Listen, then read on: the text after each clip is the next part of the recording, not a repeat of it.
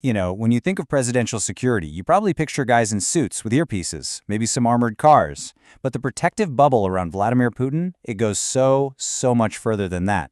It's a world of extreme, almost unbelievable protocols. So today, we're going to deconstruct the fortress built around this one man.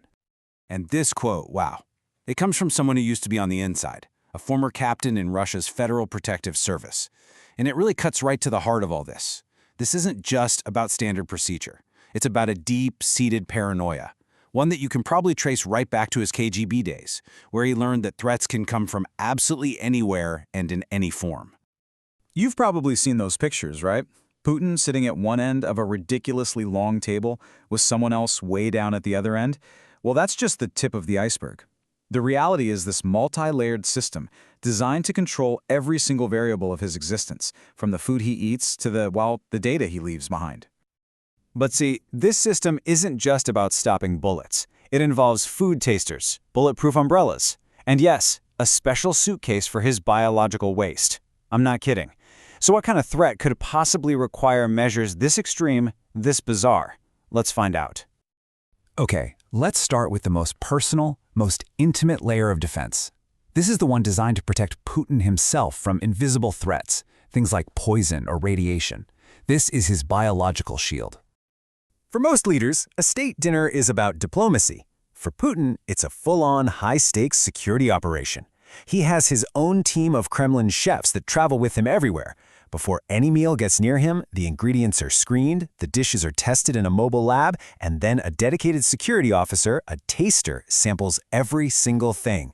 Only after a waiting period to make sure there's no poison, only then is the food finally served. This intense focus on what goes into his body is all part of a much wider strategy they call biosecurity. And the goal is dead simple. Do not give foreign intelligence agencies any chance whatsoever to get their hands on biological samples that could reveal anything about his health, his DNA, or what medications he might be on. And this brings us to what might be the most infamous protocol of them all, the poop suitcase. As strange as it sounds, it's actually the logical endpoint of this extreme biosecurity. When he's on foreign trips, a dedicated bodyguard has the job of collecting all of Putin's biological waste. It's sealed up in special containers and flown right back to Moscow. It's all designed to leave no trace, making sure that adversaries can't get their hands on anything that could give them a clue about his health. All right, so moving from the biological shield to the physical one, we get to the human fortress, this elite unit of bodyguards, known as the Musketeers, who basically form a living wall around him. Now, what's really fascinating here is how these guards are selected. Unlike your typical bodyguards who might come from the military or police, his musketeers are chosen for something called operational psychology, the ability to predict a threat before it even happens. They need to know foreign languages and be politically savvy. And get this, they face mandatory retirement at 35 to make sure they are always at their absolute peak performance. And the way they operate shows this incredible tactical depth. It works in 4 distinct circles. The first circle is made of human shields, always within arm's reach, ready to take a bullet. The second circle is plainclothes agents, just melting into the crowd, looking for anything out of place. The third circle secures the whole perimeter, and the fourth circle, that's the rooftop snipers, providing a deadly overwatch. And their gear is just as specialized. They carry this super powerful SR-1 Vector pistol that can supposedly punch right through body armor. They've also got defensive tools disguised as everyday things, like Kevlar umbrellas and briefcases that can unfold into ballistic shields in an instant. You might have even seen this in action at the 2018 World Cup. The fighter Conor McGregor casually put an arm around Putin for a photo, and a guard immediately stepped in and removed it. The message is crystal clear. No one touches him, period. Now, this fortress isn't just a static thing. It's completely mobile. It moves with him, creating this totally controlled bubble whether he's on the ground or 30,000 feet in the air. This is the fortress in motion. On the ground, Putin travels in the Oris Senat limousine, which is honestly less of a car and more of a mobile bunker. Its armor can stop explosives and armor-piercing rounds, it's got run-flat tires, and even its own oxygen supply. With a secure communication system built in, it's basically a rolling command center.